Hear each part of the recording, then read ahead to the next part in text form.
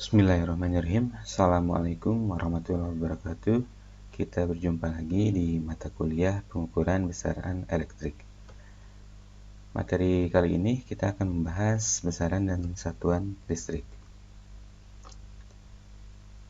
Besaran dan satuan listrik. Oke, di sini ada beberapa besaran dan satuan listrik ya. Untuk besaran listriknya ada arus, tegangan, tahanan, daya semu, kemudian daya aktif, daya reaktif, energi reaktif, faktor daya, dan frekuensi. Nah, untuk satuannya, di sini ada ampere, kemudian volt, kemudian ohm. Untuk daya semu ada volt ampere, kemudian untuk daya aktif ada watt, dan seterusnya. Nah, untuk alat ukurnya di sini ada ampere meter untuk arus, voltmeter untuk tegangan, ohmmeter untuk tahanan, dan seterusnya.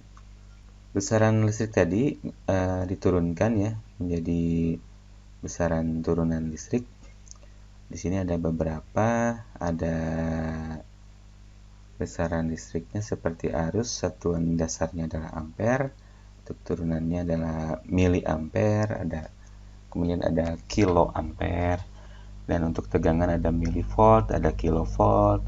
Kemudian untuk frekuensi di sini ada kilohertz, ada megahertz, dan juga di sini ada yang lainnya.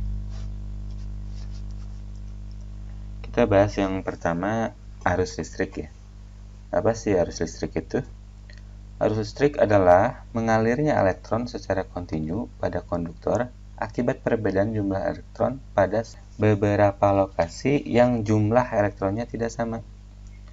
Nah, untuk satuannya, arus listrik ini adalah ampere.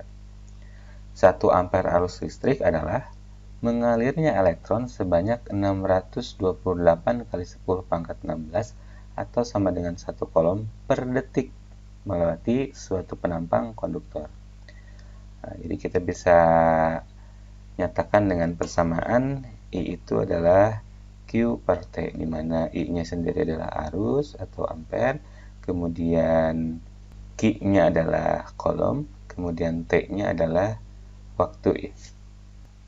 Muatan listrik adalah arus yang tergantung pada banyak sedikitnya elektron bebas yang pindah melewati suatu penampang kawat dalam satuan waktu. Nah, kita ketahui satu kolom itu adalah 6,28 kali 10 pangkat 18 elektron. Nah, kita bisa cari atau untuk persamaan muatan listriknya kita bisa dapat dengan rumus Q sama dengan I kali T. I itu adalah kuat arus dalam satuan ampere, sementara T-nya adalah waktu. Contoh, sebuah baterai memberikan arus 0,5 ampere pada sebuah lampu selama 2 menit. Berapa banyak muatan listrik yang dipindahkan? Nah, ini kita bisa cari dengan persamaan yang tadi ya. Diketahui ada I-nya 0,5 ampere, kemudian T-nya tadi 2 menit ya.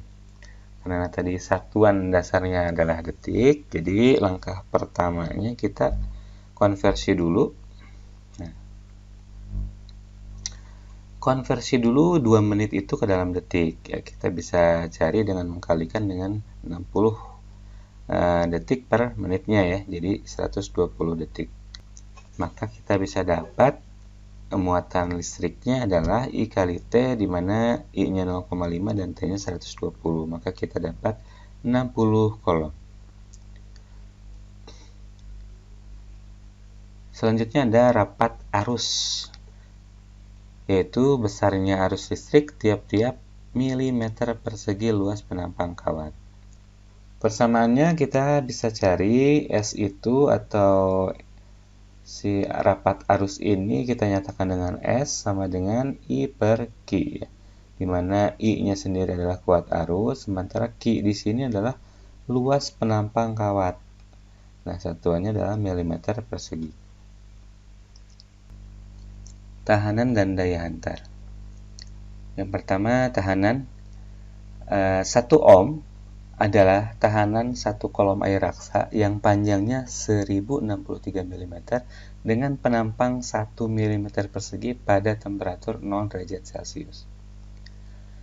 Sementara daya hantar bisa didefinisikan sebagai kemampuan penghantar arus atau daya hantar arus.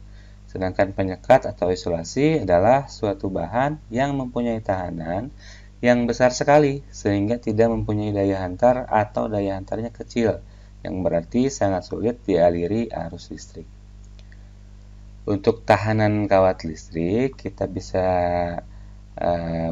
cari dengan persamaan di mana tahanan kawat listrik itu kita definisikan sebagai R sama dengan 1/G, di mana G-nya itu adalah daya hantar arus. Satuannya adalah mho.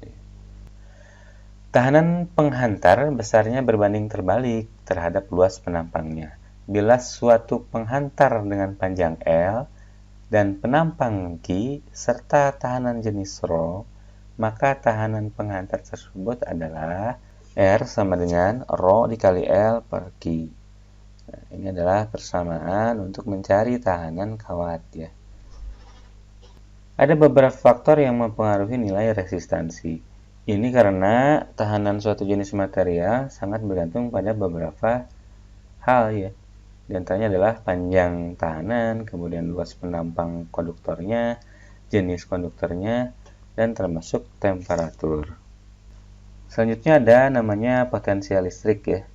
Potensial listrik adalah fenomena berpindahnya arus listrik akibat lokasi yang berbeda potensialnya. Perbedaan potensial listrik ini sering disebut potential difference. Nah, untuk satuannya adalah volt.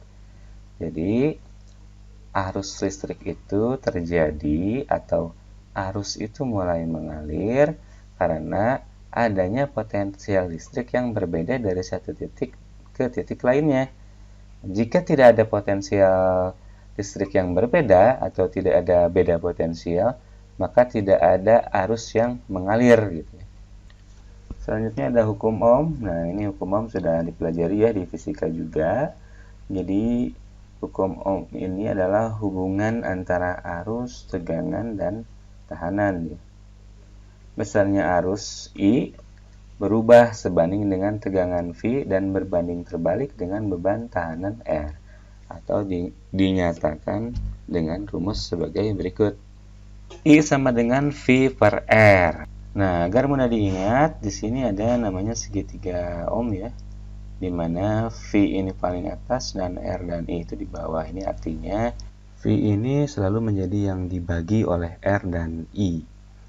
Ketika kita mencari I, maka rumusnya adalah V per R. Dan ketika kita mencari R, maka rumusnya adalah V per I.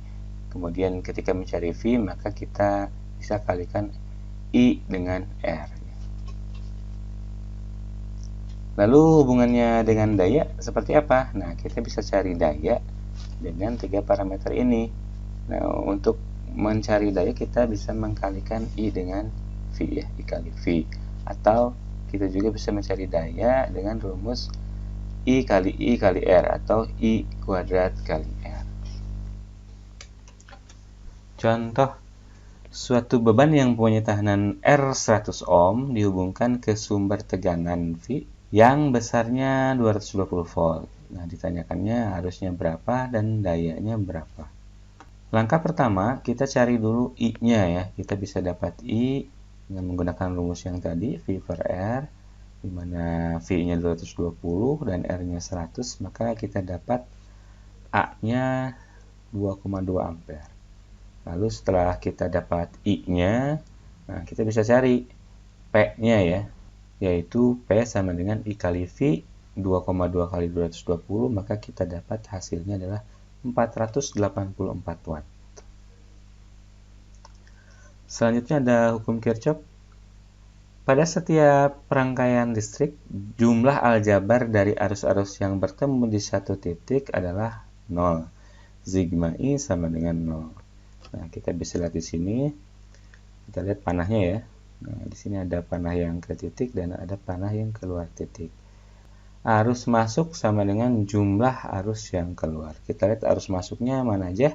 I1 masuk, I4 juga masuk. Sementara sisanya keluar ya. I2, I3, dan I5 itu arus keluar. Maka kita bisa tulis sebagai berikut ya.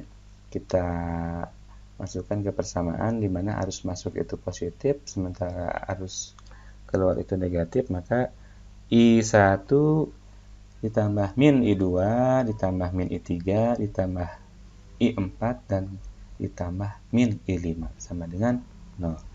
Maka kita bisa dapat bahwa I1 ditambah I4 itu sama dengan I2 ditambah I3 ditambah I5. Baik, sekian dulu untuk pertemuan kali ini. Kita jumpa lagi di pertemuan berikutnya. Assalamualaikum warahmatullahi wabarakatuh.